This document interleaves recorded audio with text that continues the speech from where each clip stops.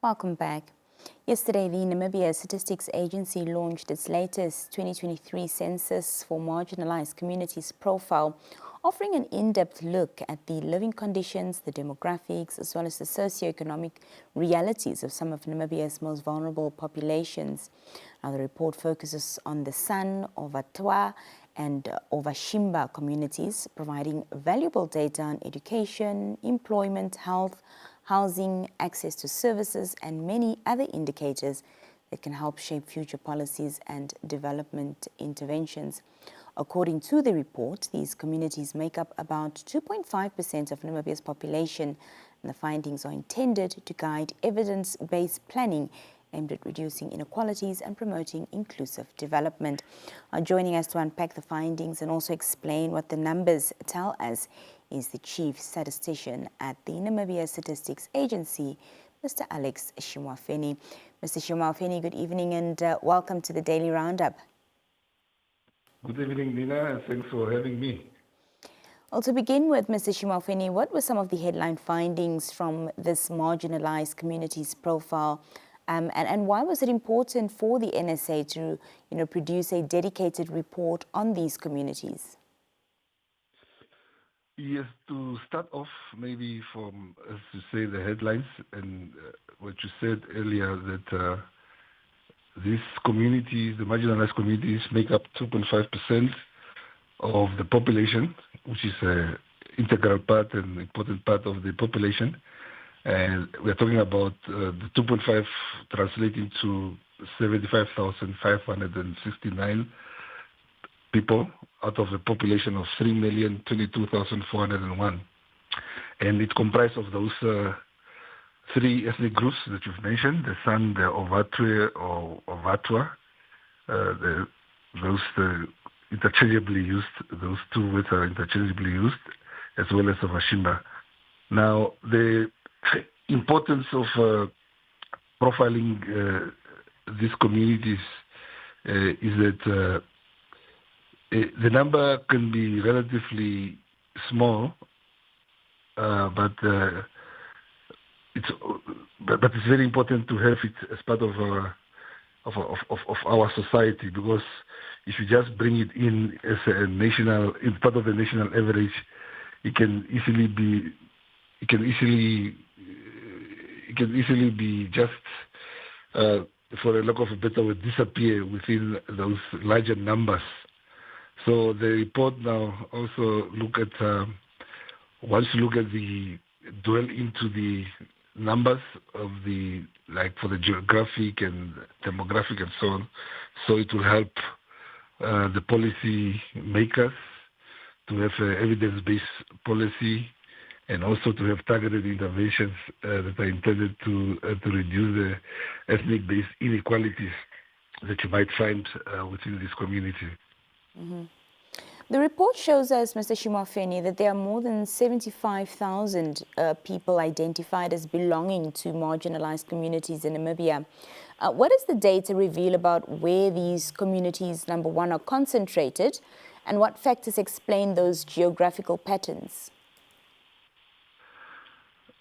Yeah, if you look at where the people are concentrated, the majority of them are concentrated in the Juba region, which is 31.6%. In numbers terms, is 23,864 people. And then on Maheke region, we have 23.1%, and the number is just over 17,000. And then Kunene, we have 12.4 region. Now, but if you look at other regions like Karas, Oshana, Umsati, Ardap, and Komas, they each have less than 2%. Now, this pattern is also tracks the Namibia's settlement history, being also in Juba, Maheke, and Kunene, the traditional San, Ovatjimba, Ovatwe homeland areas, largely in communal and resettlement land, far from the urban centers and services infrastructure, which is consistent with the socio-economic gaps that are described actually in the country. because we have like the San will make up like 94.2% of all the marginalized people nationally. So that is really what you have geographically where the people are concentrated. And then just from a demographic point of view, we say that 50.7% of the marginalized people are female, while the remaining 49.3% are male. Beyond population numbers, Mr. Shimafeni, what socioeconomic indicators stood out the most to you? Were there any findings on education, employment, perhaps access to services or housing that were particularly concerning or encouraging? Yeah, that's a very important question, because if you look at let's look at, for example, the literacy rate. We have 54.8% of literacy in that community. But because if you go into the national figures, those figures are quite high. While actually the lowest also in the Angwena region, the lowest found in the Angwena region, which is 29.5%. And then when you go to school attendance, you find that 30.9% of the marginalized population that are aged 6 years and above, the school-going ages, 6 years up to 24 years, basically. Only 30.9% attended school. And then the school enrollment, also from the ages of 6 to 24, you find that only 53.6% that have enrolled in school, while the lowest one you find in ROUNDUP at 38%. Now, with regard to the employment, we have a fairly high unemployment rate of 40.6% among the marginalized people. The national unemployment rate, we are talking about 33.6%. So you must make those comparisons. And we're also talking about that. You have also figures there that talks about which industries the marginalized people are employed. So, for example, less than 4% are employed in the managerial positions or professional positions. So these figures you can use for planning purposes, interventions, targeted interventions, in terms of having to go down and find out what are the reasons that you have those fairly low figures. And then targeted policies can also be put in place. And it also gives a basis to further analyze in terms of, is it access to these facilities that we have for a challenge.